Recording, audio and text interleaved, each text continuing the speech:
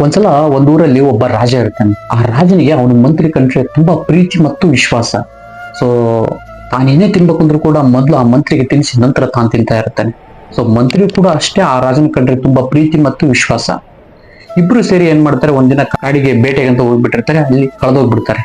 So ತುಂಬಾ ಓಡಾಡ್ತಾ ಅವ್ರಿಗೆ ಇಬ್ರಿಗೂ ಹೊಟ್ಟೆ ಹಸಿವಾಗ ಸ್ಟಾರ್ಟ್ ಆಗುತ್ತೆ. ಸೊ ಆ ಟೈಮಲ್ಲಿ ಏನಂತ, ಆ ಕಾಡಲ್ಲಿ ಒಂದೇ ಒಂದು ಹಣ್ಣು ಕಾಣಿಸುತ್ತೆ ಆ ರಾಜನಿಗೆ. ಆ ರಾಜನ ತಗೊಂಡ್ಬಿಟ್ಟು ಅದನ್ನ 4 ಭಾಗ ಮಾಡ್ಬಿಟ್ಟು, ಮೊದ್ಲೇ ಅಭ್ಯಾಸ ಇರುತ್ತಲ್ಲ, ಸೊ ಮೊದ್ಲೇ ಪೀಸನ್ನು ಮಂತ್ರಿಗೆ ಕೊಡ್ತಾನೆ ತಿನ್ನು ಅಂತ ಹೇಳ್ಬಿಟ್ಟು. ಸೊ ಮಂತ್ರಿ ತಿಂದ್ಬಿಟ್ಟು ಹೇಳ್ತಾನೆ, ವಾವ್ ತುಂಬಾ ಸೊಗಸಾಗಿದೆ, ನಂಗೆ ಇನ್ನೊಂದು ಪೀಸ್ ಕೊಡು ರಾಜ ಅಂತ ಕೇಳ್ತಾನೆ. ಸೊ ಅವಾಗ ಸರಿ ಆಯ್ತು ಅಂತ ಹೇಳ್ಬಿಟ್ಟು ಇನ್ನೊಂದು ಪೀಸ್ ಕೊಡ್ತಾನೆ.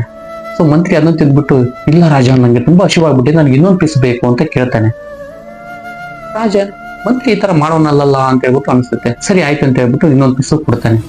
ಅದನ್ನ ತಿಂದ್ಬಿಟ್ಟು, ಇಲ್ಲ ಮಂತ್ರಿ ಹೇಳ್ತಾನೆ ಮತ್ತೆ, ಇಲ್ಲ ರಾಜ ನಂಗೆ ತುಂಬಾ ಹಸಿವಾಗ್ಬಿಟ್ಟಿದೆ, ನನಗೆ ಆ ಪೀಸನ್ನು ಕೊಡು ಅಂತ ಕೇಳ್ತಾನೆ.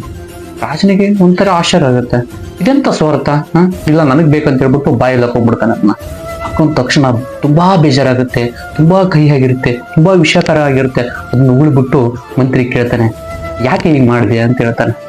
ಅವಾಗ ಮಂತ್ರಿ ಹೇಳ್ತಾನೆ, ಇಷ್ಟು ವರ್ಷಗಳ ಕಾಲ ಬರೀ ಸಿಹಿಯನ್ನೇ ಉಣಿಸಿದಂತಹ ಕೈ, ಪಂಚಭಕ್ಷ ಪರಮಾನ್ನಗಳನ್ನೇ ನೀಡಿದಂತಹ ಈ ಕೈಯಿಂದ ಒಂದು ದಿನ ಕಹಿ ಬಂದಿದೆ ಅಂತ ಹೇಳ್ಬಿಟ್ಟು ಅದನ್ನ ಹೇಗೆ ರಿಜೆಕ್ಟ್ ಮಾಡ್ಲಿ, ಸ್ವೀಕರಿಸದೆ ಹೇಗಿರ್ಲಿ, ಅದನ್ನ ನಾನು ನಿಮಗೆ ಹೇಗೆ ತಿನ್ನಿಸ್ಲಿ, ಅದಕ್ಕೆ ನಾನು ತಿಂದೆ ಅಂತ ಹೇಳ್ಬಿಟ್ಟು ಹೇಳ್ತಾನೆ.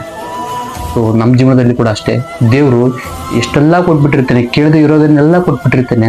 ಯಾವುದೇ ಒಂದು ಟೈಮಲ್ಲಿ ಕೆಟ್ಟದಾದ ತಕ್ಷಣ ಆ ದೇವ್ರನ್ನ ನಾನು ನಿಂದನೆ ಮಾಡಕ್ ಸ್ಟಾರ್ಟ್ ಮಾಡ್ತೀವಿ, ಬೈಯೋದಕ್ಕೆ ಸ್ಟಾರ್ಟ್ ಮಾಡ್ತೀವಿ, ತೆಗಳೋಕೆ ಸ್ಟಾರ್ಟ್ ಮಾಡ್ತೀವಿ, ರಿಜೆಕ್ಟ್ ಮಾಡೋಕೆ ಸ್ಟಾರ್ಟ್ ಮಾಡ್ತೀವಿ, ನಂಬಿಕೆನೇ ಇಡೋದನ್ನೇ ಬಿಟ್ಬಿಡ್ತೀವಿ. ಯಾವಾಗ್ಲೂ ನಮ್ಮ ದಾದ ಹೇಳ್ತಾ ಇರ್ತಾನೆ, 100 ಒಳ್ಳೆ ಕೆಲಸ ಆಗ್ಬೇಕಾಗಿದ್ದಲ್ಲಿ ಒಂದು ಕೆಟ್ಟ ಕೆಲಸ ಆದ್ರೆ ಅದು ಮುಂದಿನ ಒಂದು ಒಳ್ಳೆ ಕೆಲಸಕ್ಕೆ ಅನುವು ಮಾಡಿ ಕೊಡ್ತಿದೆ ಅಂತ ಅರ್ಥ. ಅದನ್ನ ನಾವು ಹಾಗೇ ಸ್ವೀಕಾರ ಮಾಡಬೇಕು. ನೀವ್ ಹೇಳಿ, ನಿಮ್ಮ ಜೀವನದಲ್ಲಿ ಆಗ್ತಾ ಇರೋದಂತ ಘಟನೆಗಳನ್ನ ನೀವು ಹೇಗೆ ಸ್ವೀಕಾರ ಮಾಡ್ತಾ ಇದ್ದೀರಾ? ಆ ದೇವರ ಮೇಲೆ ನಂಬಿಕೆ ಇದೆಯಾ? ಯೋಚನೆ ಮಾಡಿ.